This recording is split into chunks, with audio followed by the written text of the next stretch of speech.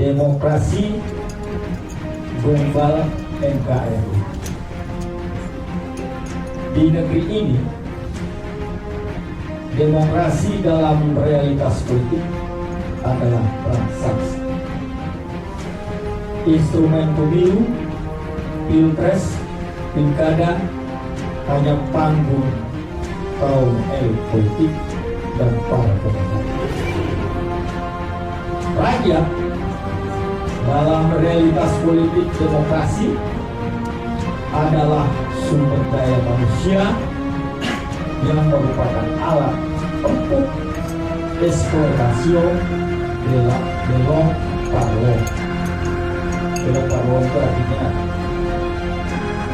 penindasan manusia atas manusia. Kalimat ini sering diucapkan oleh kita.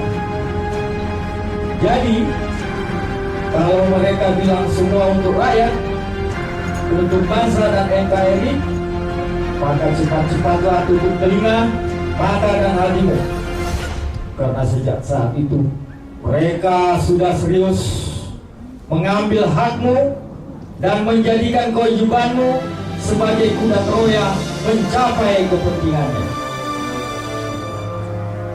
Bagi mereka, di depanmu berkata-kata adalah janji. Mereka butuh kawan-kawan yang percaya agar besok mereka bisa berjanji lagi. Begitulah seterusnya. Berjanji bagi mereka adalah fondasi politik yang paling utama agar mereka bisa memenuhi syahwat politiknya untuk berkuasa. Segala cara pun mereka gunakan. Pertama, mereka buat KPU sebagai pelaksana pertandingan. Kedua, mereka buat Bawaslu sebagai wasitnya.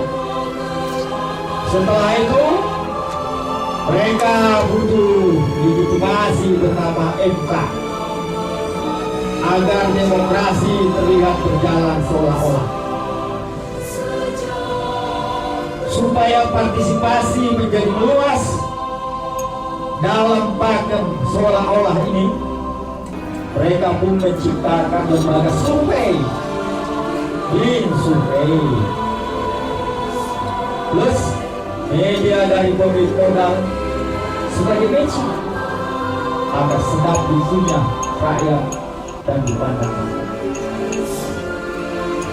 Dibuatlah pesta itu semeriah mungkin dengan uang rakyat ataupun dari hasilnya. Yang penting pesta demokrasi luber itu berlangsung, katanya. Berjalan seperti harapan rakyat yang telah terbius dengan janji-janji elit politik. Demokrasi, kata JK, hanyalah alat. Rakyat korban janji tak tahu makna kalimat itu. Yang mereka tahu, 5 tahun ke depan mereka tetap mengembara di negeri yang maha kaya raya ini seperti kapal air di tengah laut yang kehilangan arah. Dan anehnya, rakyat ini 5 tahun setelahnya masih saja percaya dan mempertaruhkan harapannya pada mereka politisi itu lagi. Demokrasi oleh siapapun sudah seperti candu. Ya, kita inilah. Akal sehat tak penting, curam pun adalah sah, yang penting benar.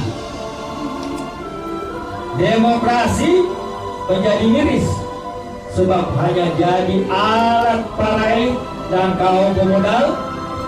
Setelah itu untuk berbagi kuasa dan lahan harta. Bravo demokrasi.